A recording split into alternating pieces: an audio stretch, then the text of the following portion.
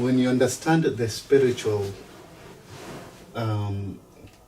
aspect of it, unapata for the enemy to take over territory and harmonize kila kitu, whereby sasa wewe unaona that it is normal.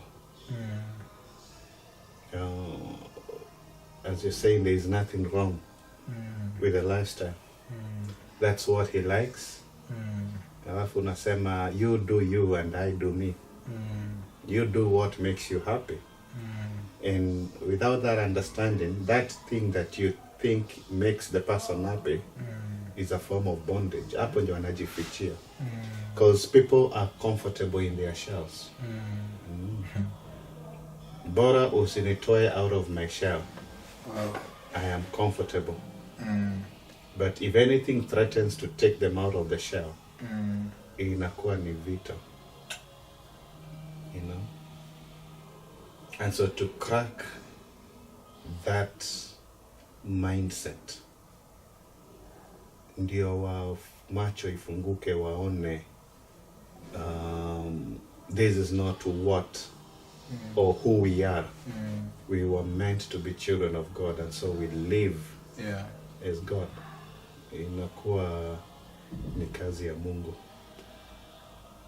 I was talking with the Dennis yesterday when he brought the girls, and he's just happy what he's seeing. Anasema hawa watoto wako na furaha sana. Ukiona vile wanacheza huko, watoto hao wako na furaha. Then I told him that this is God himself, because you can imagine hawa watoto kama hawangekuwa na teachings kama hizi. And also looking at the environment and what is happening.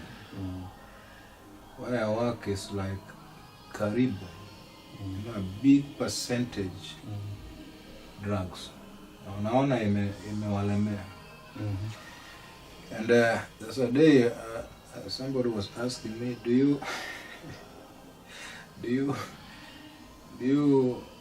how do they call these drugs?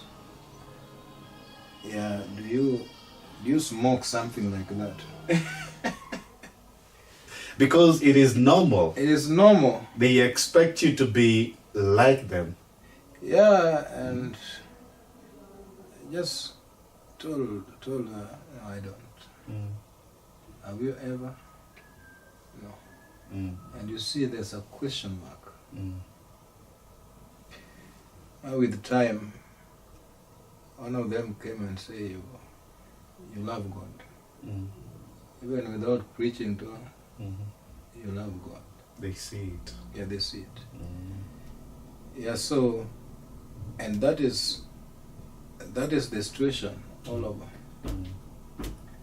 Where the young men, they're deeply involved in drugs, even during their break time. They rather clock out, rush.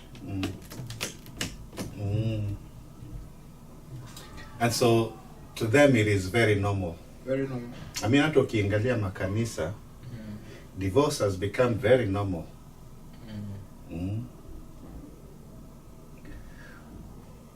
With divorce, what do you think is the issue? Because it's very rampant here. It has been normalized. Yeah, nafikiri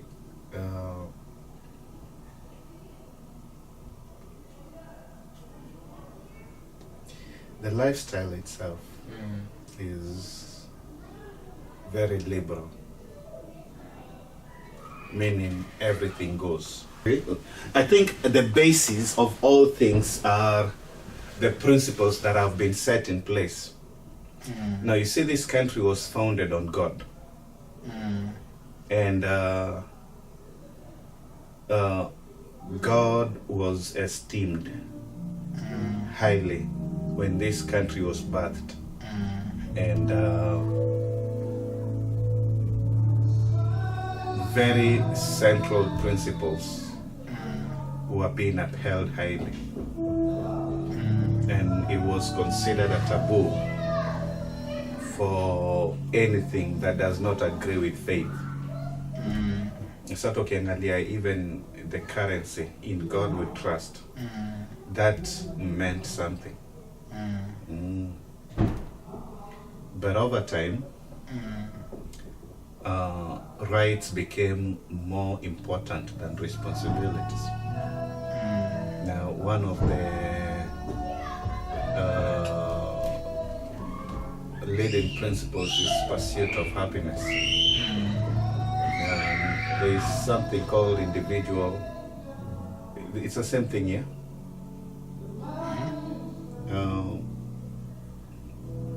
Trying to think how they frame it. Like me, like you. Do me, do you. I think it's individuality. The principles are set around individuality, where you pursue things that make you happy. They call it the American dream. Na sasa ukipata mke ama mume mwenye it so happens he's taking or she's taking that happiness away from you, then you want nothing to do with it.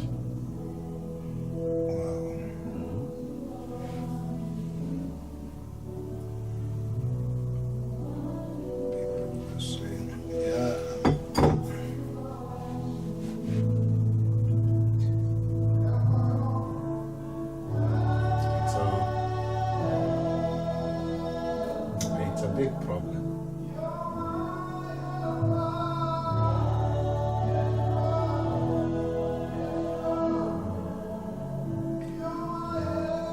Yeah. Alafu kila mtu unakutana in the ministry, atakwambia about my first wife, ama akwambia about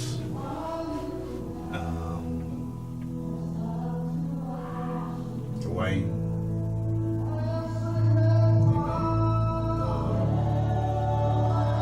I mean, they have embraced these things because all of a sudden the comforts of the system, they have become the comforts of the church. The comfort of The system, the worldly system that seeks to make you happy, and so it tells you, you do what makes you happy. You do you. No one is here to judge you or to question you. So you do what makes you happy.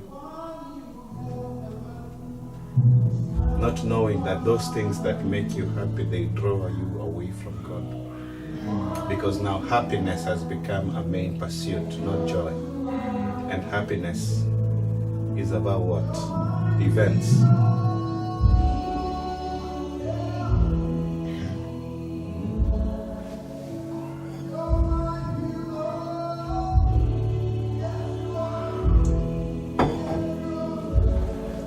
Watatusaidia. So what that this has come up.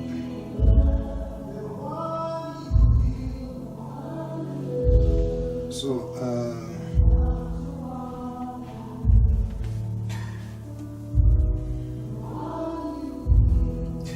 do we have a kind of territorial spirit that is causing all this also? Because the system that is rather people pursue what makes them happy in a country that was initially originally from the principles of God. So is there a kind of a territorial spirit? Because I say so because even those who have immigrated to this place, they're also not left out. You find that along the way, there's so many divorces taking place. And you wonder what happened. And it also becomes normal. So could there be something, a kind of stronghold that is pursuing people, pursuing marriages, that makes even people, because where we are coming from, even if there are issues, but marriage as compared to what is going on is valued. People come and they are intact, they love their family, they value their family. But when they come here, you find along the way things have changed. A couple of things really come to mind. I don't know whether to call them territorial spirits, but probably that would be the right word for them. Because one of the things that I had, and I didn't have much understanding then, is that when you go to America, America changes you. Then not really for the better. Because when I think about it, when you say America changes you, it means America makes you more aware of what you have probably or are probably missing out on. And so it's like America changes you in the sense of turning your eyes inward. I don't know if I'm making sense. I'm getting you. And so when you turn your eyes inward, unaanza kujiuliza, what about my happiness? I also want this and that and this and that. And the freedom. And the freedom. Yeah. And so, because the fallen nature is founded on self. I mean, that's the deception at the Garden of Eden. Eve saw the tree, it was good for food to her, and pleasant to the eyes, and desirable to make her wise. And so with eyes turned inward, then you begin pursuing what makes you happy. Now, it's not that God does not want to make you happy, but God has a better way of making you happy. And so when we reject God's way and we want to do it for ourselves, then it's just the same sin over and over. And in that pursuit, it causes you to move further and further away from God. And the more you think of the individual, the more your rights become central and very important to you than your relationship with God. Because Yesu anasema, if you want to follow me, you must deny self. How do you even deny self when you're totally invested in it? So tuanza kufikiria Jesus does not want the best for me. Now Jesus tells this rich man, when alikuja kwake akamwambia, I have kept all the commandments. What do I need to do to enter the kingdom? And Jesus says, sell everything you have and follow me. And the guy thinks about it and says, no. I've worked for it. I have worked hard for this. Toil for it. I'm not gonna give it up. Giving to lazy people. I have worked hard for it. I'm not just giving it away. It's not God who's given you energy or power or strength to work for it. I have done this myself. And so that individuality is central to divorce. That the desire to fight for your marriage is not there anymore. My happiness is more important than my spouse's. Alafu sasa, the other thing is the understanding of these very principles. For example, the understanding of love itself. When you think about love, nobody really can ever define love. Others say it's chemistry. Others say it's what makes you tick. Others, they just don't have words to describe it. They just there. And so this person that you claim to love is the same person you start when that face, they call it what's the word for it? Fake love or counterfeit love. Infatuation. When that infatuation is over and the reality sets in. Remember, when you're infatuated, you said, I take you and you alone, in sickness and in death, and you gave all these vows, but you gave them without a clear understanding. You were blinded by this infatuated love. And so when that faces out and the reality sets in, you begin to realize I might have made a mistake, because this person that I thought I loved does not do things the way I want them done, because of that individuality. Yeah. Wow. And so, and it comes as a result of that liberal point of view, which the enemy really champions. And so, to fight for your marriage and to sustain and to remain faithful requires a form of death to you yourself, a death that not many are willing to die.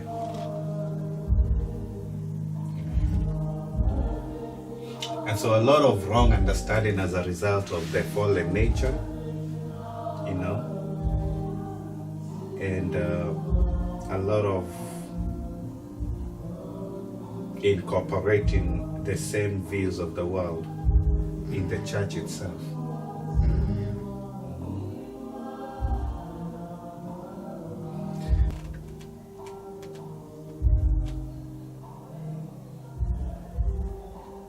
You talked of something to do with the American dream.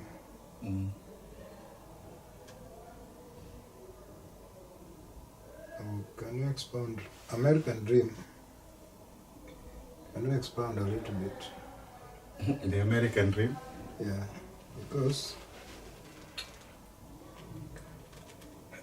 I'm saying this because I've been in it. The desire for that dream. Yeah, the American dream is the one which made Pastor Mary come here for almost 5 years. I'm left over there with the kids. And then she faces that kind of freedom.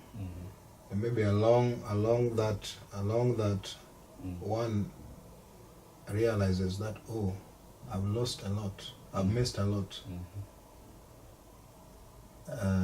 in life. So they realize things which they did not even know initially. And they test those things and say, this is good. So, and that is just a case, you know. And we have many cases where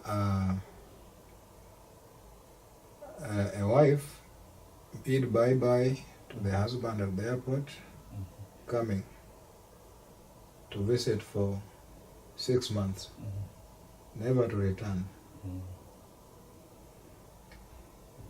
And or a wife came, never to return. Instead, they are looking for how they can continue staying and become part of the system by all means, including what I heard you talking about the other time. Somebody tell you, why don't you marry so-and-so for paper, you see. What's your view on this? Because and then probably when they get an opportunity by whatever means, they come together again, Are these people going to leave? It's never the same. It's never the same. I mean, it's interesting because I know of a story, and these are people I know, but this happened probably a year or two after we got married. So we are looking at about 2010. Yeah. Of a couple I know, they had just arrived in America. A family that looked to be happy and satisfied and settled.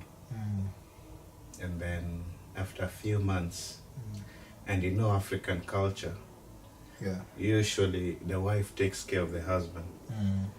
They go to the kitchen, prepare whatever they need to prepare, come serve the husband whenever there's a function. I see this with my wife even to date. That whenever there's a function and I'm seated, I'm talking to other men, she would go put food for me, bring, serve me, and you've experienced that. Yeah. And they go get a drink and they make sure you have everything you need before they sit down. Yeah. And so this lady, after a few months, we had a function. And she had known a few other ladies who were now in the business of making sure their husbands are taken care of. Yeah. And so this lady questioned them and asked them, why are you doing this? Si hata yeye ako na mikono. My husband is seated there, but if he wants food, he's gonna go get his own food. I'm not getting him food. And it really grieved me how we have allowed a culture that dishonors marriage to infiltrate into our own marriages. And we buy into it with the illusion of freedom and individuality, because these are illusions. The American dream is an illusion. And simply defined is you arriving to a place where you are living in a mansion. It could be a 2 or 3 bedroom with a garage. And you have your wife, your 2 or 3 kids, and a dog. And people think about it, and that becomes their pursuit. One thing they did not, or rather people coming to America don't know, is that the notion that it is the land of flowing milk and honey is not clearly defined. It's not really flowing.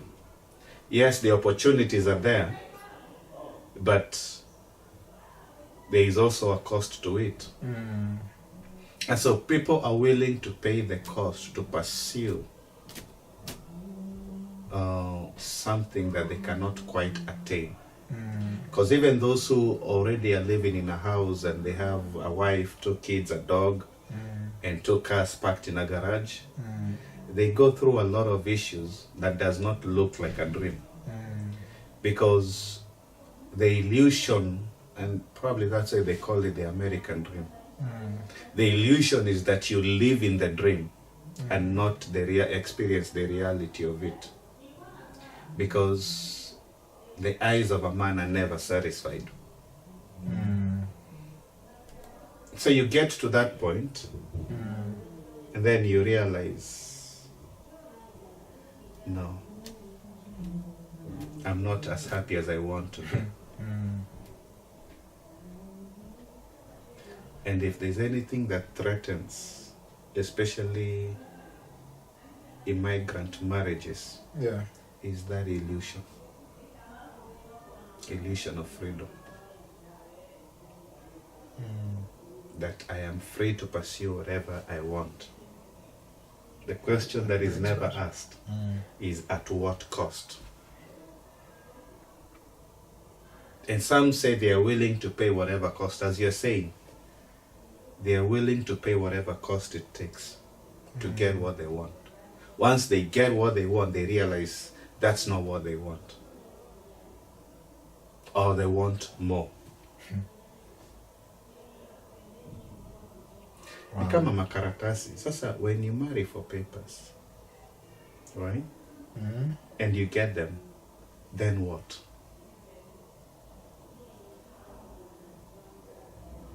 Because you have exposed yourself to chaos, not just spiritually, but physically. Chaos that you'll end up dealing with probably for the rest of your life. Ndio umepata makaratasi, but now you're dealing with chaos. And so we've normalized it to a point whereby even servants of God are choosing that route. The deception of the enemy is you can get to where God wants to get you, but you don't have to follow the way of God. Oh, that's another question I have. I can show you a shortcut. I have another question. Why wait for 15 years when you can wait for 2 years by marrying somebody else? We can. Oh, it'd be much more convenient. I think it's more convenient. We're And closer to the door. the other deception is if you wait for 15 years, that's too long, one. But I feel like when they're And you will have missed out on a lot of things. coming in and there's all the people. But if you wait for 2 years and get your Which is papers, not bad unless you will be able to travel, come back, go back, and you get in and get out as you want. But the question is, then what? I shouldn't be. You have opened doors to more chaos. And so I'm yet to see somebody who has done that and they have peace in their heart. They have peace with everything. I'm yet to see somebody who's done that, amepata makaratasi, and then he sits down now with his wife and look at his wife's eyes. 5 minutes to be on stage.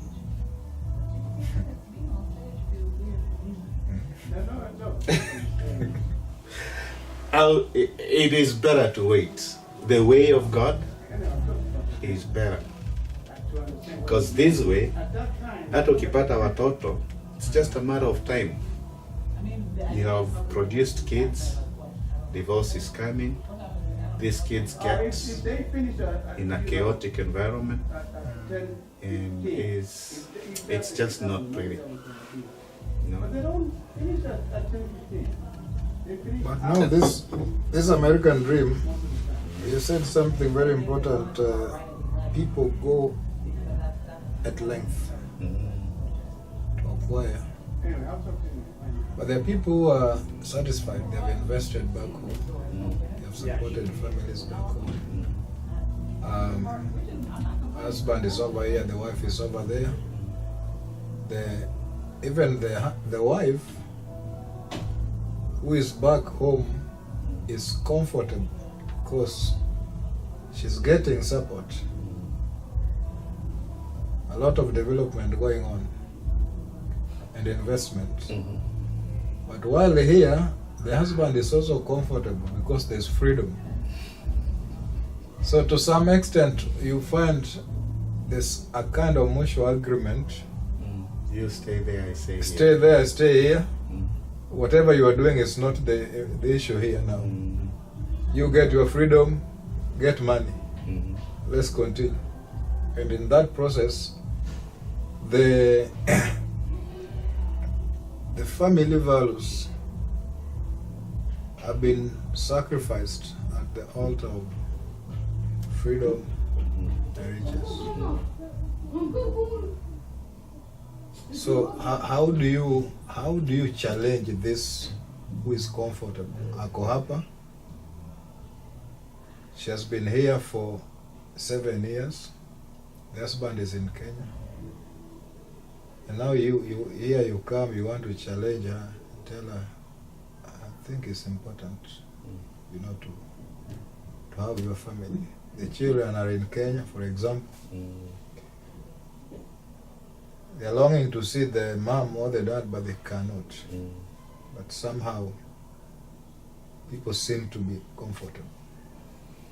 It's a challenging situation. Yeah. I don't even have an answer to that. No.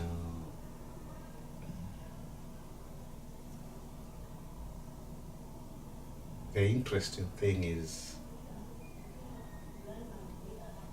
yes, you may be comfortable, and yes, you may be making, and let's make the assumption that they are faithful.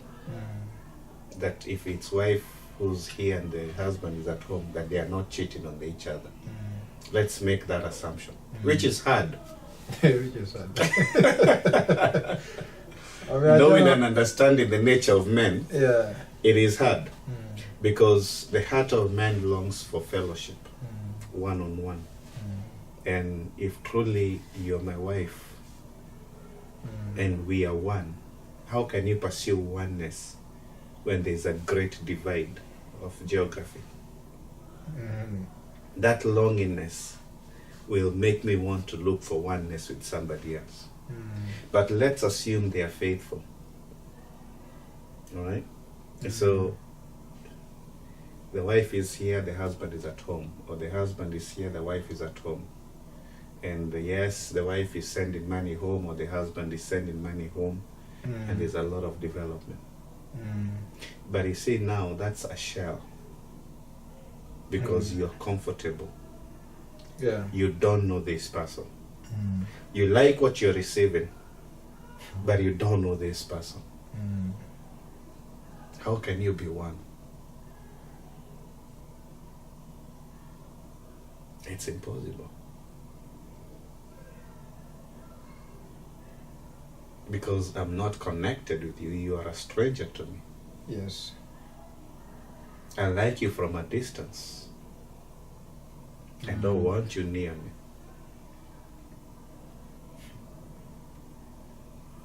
So John, and actually I'm thinking of even John 1:1. In the beginning was the Word was with God, and the Word became God.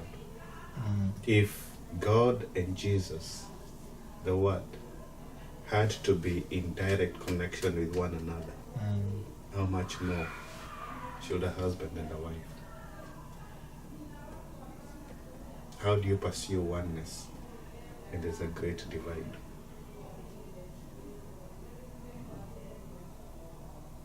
Because it's more than physical things. It's more than building homes in Kenya. It's more than running businesses. It's more than that. The enemy does not have a problem with us growing rich physically. Yeah. As long as we are not one. The biggest challenge or the biggest threat to an enemy is when the different churches in their geographical locations agree to come together and do something as a church. Wow. And so we are here at Laborers. We have Church of the Highlands, we have Legacy, we have Berean, we have Mountaintop, we have many churches all around, you know, Baptists, Pentecostals, Episcopals. We have all these churches around. If all these churches agree to come for even a joint event, that is a big threat to the enemy. That's not what he wants. And so he's okay, Church of the Highlands being Church of the Highlands. You grow rich and successful as long as you're alone. Laborers, you grow as much as you want as long as you don't agree to become one. Because the minute you become one, you crush the enemy. Because in that oneness, you hold each other's hand. Sure. In your place of weakness, I stand strong for you. We build each other. We sharpen each other. We become knowledgeable. My people perish for lack of knowledge. We no longer perish for that ignorance. That's a big threat to the enemy. And it's the same case with a marriage. If the husband is there and the wife is here, Yes, they might be talking over the phone, but there is something about physical connection. And so Paul says, do not forsake the fellowship of the brethren. The pandemic tried. People were sent home by force. We can meet online. Yeah? We can see each other through Zoom. As long as we are not together, we are fine. Because then you don't have access to my inner bedroom. You don't have access to my inner heart. Sure. You will not see my nakedness. And as long as I have hidden my nakedness from you, I'm fine with you. And that is the challenge when the wife is here and the husband is back, or vice versa. As long as you don't have access to my nakedness, I'm fine. Wow. But a marriage where the husband and the wife, they live together, eventually you reveal each other's nakedness in that process of becoming one. And eventually, yes, it's gonna be a lot of friction, but eventually those rough sides, after they have rubbed against each other, they smoothen up and you know how to cover each other in marriage. They become smooth. Yes, mnaanza kuelewana. Yeah, you are no longer fighting over petty issues. You understand each other. Like I and my wife, I know what my wife likes and what she's able to do, and she knows what I like and what I'm able to do. Those are no longer things we fight over. I know what irritates her. Those are things I now know how to avoid, and she knows what irritates me. Those are things now she avoids to do, not for the benefit of not irritating, but for the benefit of covering each other, so that now you truly become one and fully intertwined. That's the knowing that when couples are separate by the long distance, that they miss out on. They can build plots, they can build big houses and big businesses, but as long as my nakedness is not exposed, and that's the danger of comfort. That's the danger of being comfortable. You know? Wow. It's... I know of a couple of marriages that have been separate for a long time. We had a family that the husband was here, and you know them, and the wife came, and the children came. And it's a joy after being separate for over 15 years. It's a joy when they finally get together. Now guess what we have to do? Marriage counseling. Because things have changed. It's no longer the culture in Africa. You're coming to a new culture, and you're coming to your husband who has been used to a new culture, has been exposed to a new culture. And so we have to sit them down and slowly walk with them, hold their hands, and walk with them as now they learn to become one, even after 15 years of being married. There's no difference between that and somebody who just got married last month. Really, there is no. That's true. Yeah. And so I don't know, I might have to mention this to Apostle, that we give them the idea of renewing their vows, so that they reaffirm their commitment to one another. Even though they've been married for 15 years, they have been separate. For over 15, they have been separate for 95% of that time. And so there's a need to know each other. So, I mean, your wife came after how many? You came after how many years? almost 5 years. How was it? I'll tell that story one day. I'm still taking a pause.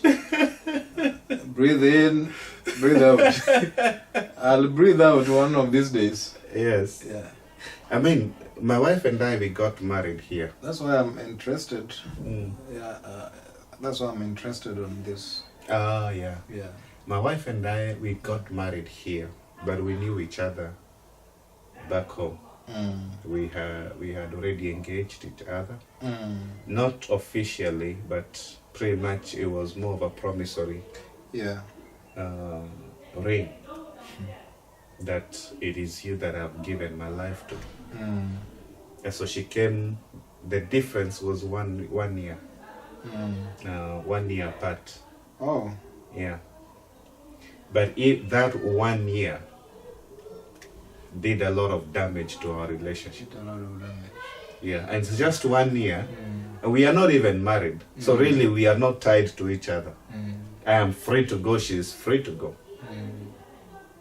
And yet that separation, it was 1 year, and then the following year of trying to reestablish ourselves back to each other. So pretty much 2 years. Then the third year is when now we began coming in harmony. And then we got married. So pretty much gave it 2 years. The first year did a lot of damage. Because the minute you separate, oh, you're so much in love, you're communicating constantly, but eventually the communication slows down. You know, you used to, we would call once a week because of the nature of the schedules. And we would talk, we would send each other emails. Emails were very popular then. Yeah. Not nowadays. Nowadays it's text and WhatsApp. So we would send emails. I remember many times because she came before me. And so I had to go to a cyber and pay 20, 30 shillings. Oh, they were not so she expensive. came before you? Yeah, she came before me. Oh, wow. And we just chat by email, by sending each other photos and all that. But it tended to slow down. And then God opened doors and they came exactly 1 year later. By the time I'm coming, she's really not where we ought to be. You know? Why? Because of the new culture. And I'm like, hey, I am free, I can go whichever direction I want to go. Now, me coming also, I'm like, she doesn't want me, why should I waste my time?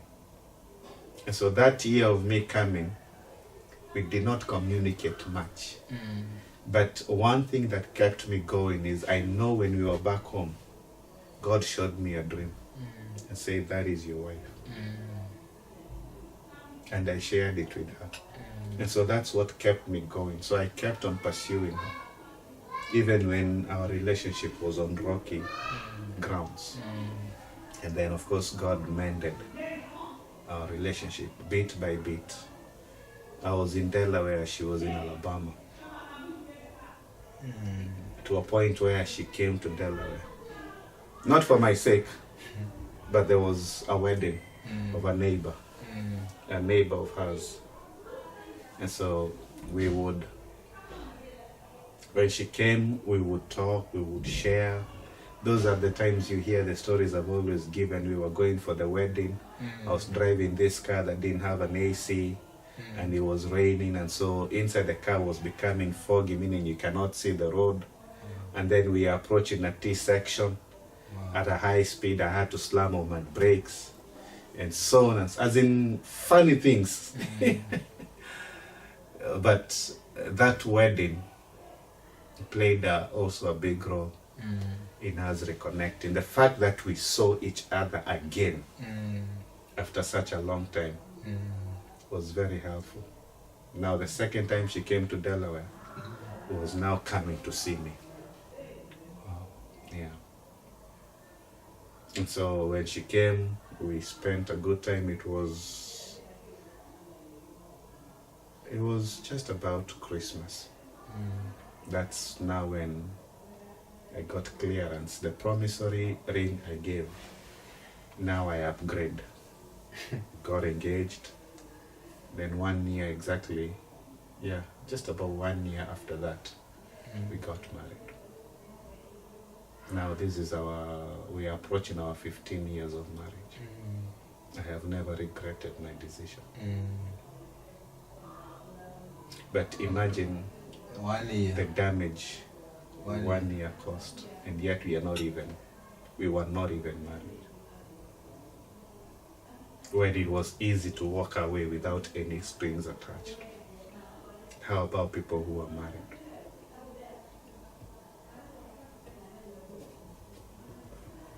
And my case is not unique. There are many who've gone through that. Others, God has helped them a whole lot. They've been able to crack through, and now they are thriving. That's one not able. And there are many who are not able. Back home, they are doing very well. Their marriage is thriving. They enter a new culture, and everything tends to plummet. And that's why now those spirits you're talking about really come to play. When you come to my house, you play according to my rules. You know, they say when you go to Rome, do as the Romans do. Or whatever happens in Vegas stays in Vegas. We play around those phrases, but we don't understand the kind of damage that mentality does to a lot of relationships and a lot of marriages. So, what should we do? Pray, I mean, what else can we do? I mean, what else? It's just to pray that God opens their eyes. Because you can do as much counseling as you want. But Paul says, I pray that your eyes be opened. Because if God does not open your eyes, you will keep falling for the same trap. You think about Elijah and Gehazi. The enemies are surrounding them, or rather him. Gehazi does not see, so Gehazi is panicking. And God, no matter how much Elisha would explain to Gehazi that we are okay, Gehazi would not have understood it until his eyes were opened. So guess what Elisha does? He prays and asks God, no matter how I explain to this guy, he will not see that you are with us. So open his eyes. And so the same case with a lot of people, God opened their eyes to see how this culture is very corrosive to marriages and families. Very corrosive. The other day I happened to be watching news. I think it was, they were featuring something going on in the Congress. And something to do with coming up with the legislation to regulate guns. Yeah. To slow down the shootings and the mass murder and all that. But one congressman, a Republican, when he got his chance to speak, he said, we are busy at addressing the symptoms and we are neglecting the root problem. Yes. And he said the root problem is the absence of fathers in the families. Fix the fatherhood issue. Fix the orphanhood issue. The guns will take care of themselves. But that's a wisdom that the world was not willing to take. It was never followed. After he shared his views, they went back to the issue of how do we regulate guns.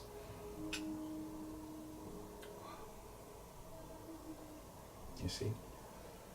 And if a father is absent, if a father is absent,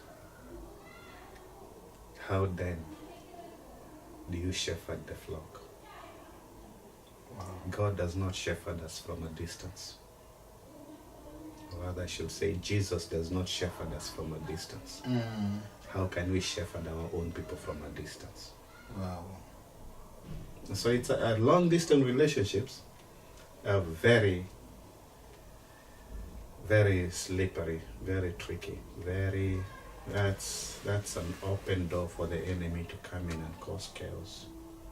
And here we are making assumption that they are faithful to one another, which is probably 1 in 100. Many are not. And faithfulness is not necessarily you going out with somebody else. Faithfulness is all encompassing.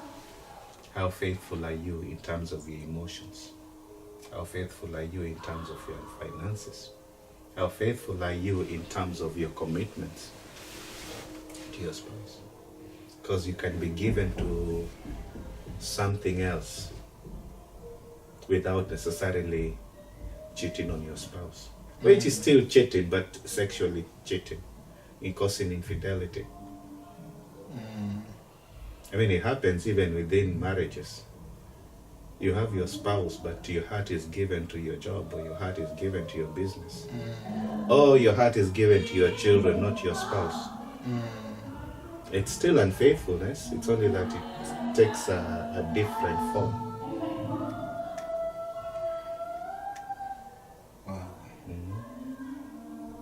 Because you cannot pursue oneness when you are unfaithful in one area or another. You cannot. You'll be lying to one another.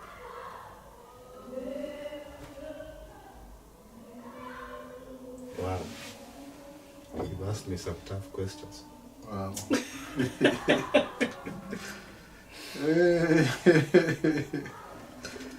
I never thought it would take that route. Even myself.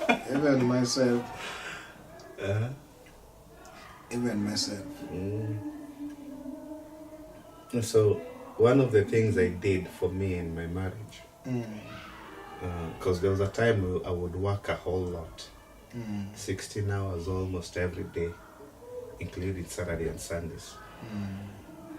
And we all champion it. I mean, we need the money. Yeah. But in that season, I also realized we were disagreeing a whole lot. And the disagreement is because we are failing to spend a lot of time together. And so when you're apart, we are under the same roof, but I'm at work 16 hours of the day. The remaining 8, I want to sleep 6. You're tired. I'm tired. Then the other 2 is divided among many other things. And so when I see you, the only thing we are talking about is, are the bills paid? Is there anything we need? There is no time to truly connect with your spouse.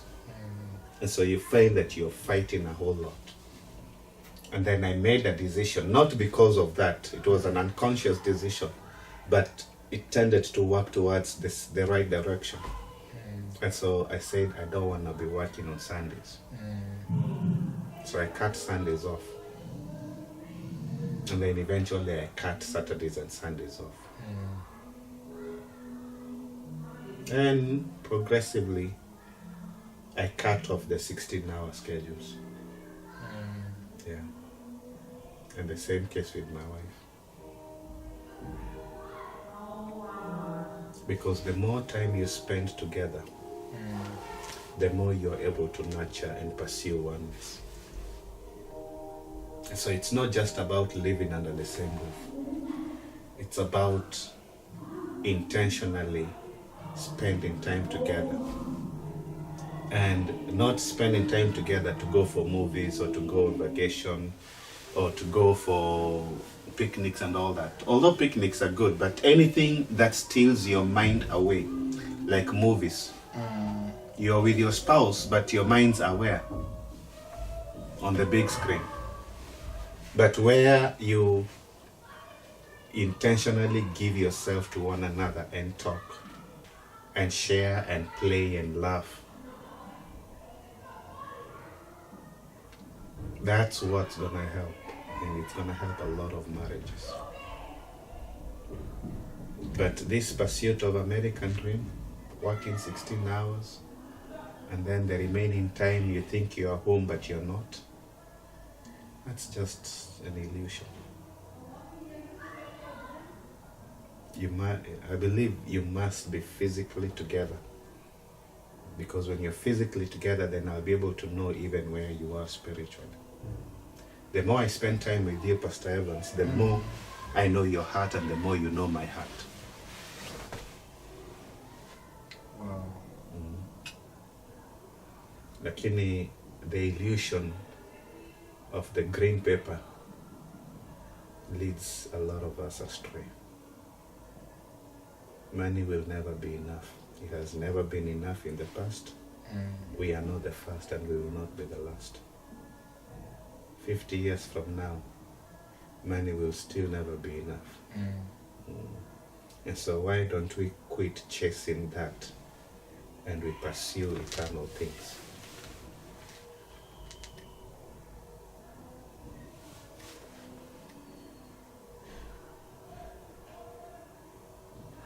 And that's my prayer, that we all see that these things, just the way Jesus says, these things, the pagans pursue them.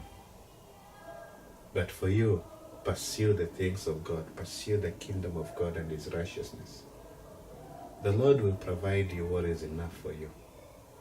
Meaning the Lord will not indulge you. He will provide what is enough for you. And even when you grow rich, because God entrusts those whose hearts are totally given to Him, then He entrusts them with riches. That's why Abraham, even after receiving the promised land, did not build a mansion, continued living in tents.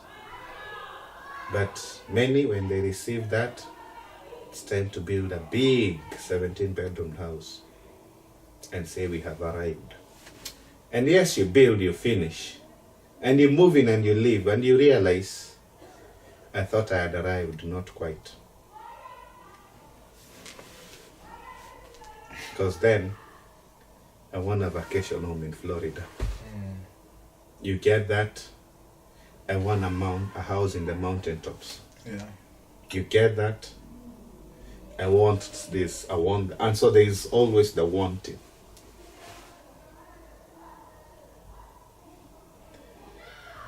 Yeah.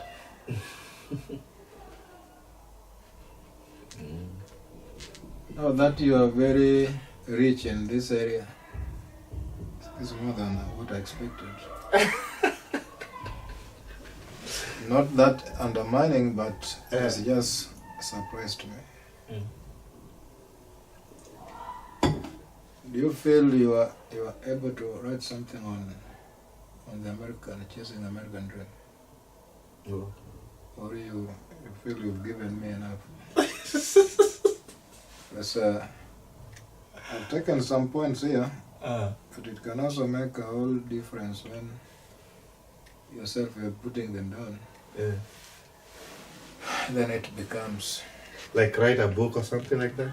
not a book as such, Yeah. just what you've told me about what we've just been discussing. I might have to listen to the video. Oh, it was being recorded? Yeah, it's been recorded. Yeah. Yeah, it's still recorded. Wow. Because some of these things, you speak and then you go listen and you realize you're ministering to yourself. But I have always believed American dream is an illusion. It is an illusion. It's an illusion of control, an illusion of you have arrived, it's an illusion of success. And it takes your eyes off from pursuing God to pursuing these things. And it creeps in without you knowing.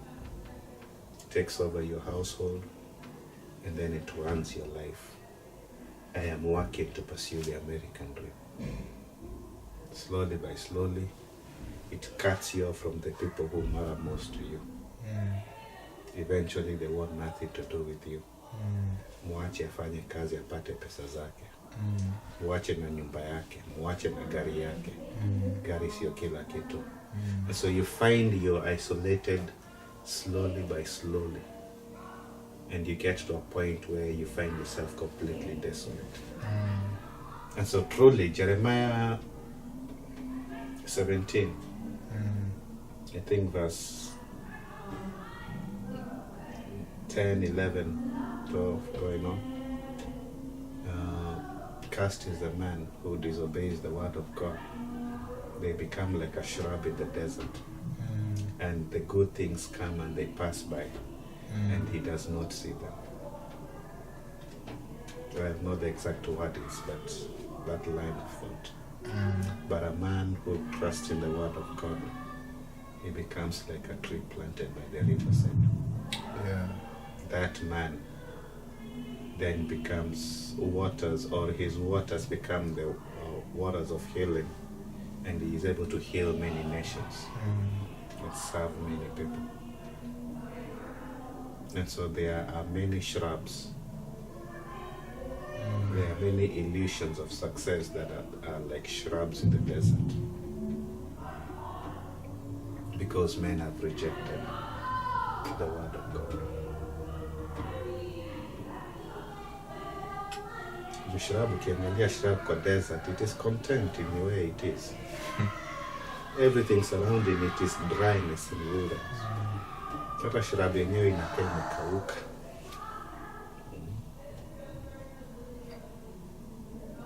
And so that has always been my prayer, for men to pursue God rather than the American dream. Yes. And to pursue oneness with their wives and their husbands rather than pursuing the American dream. That has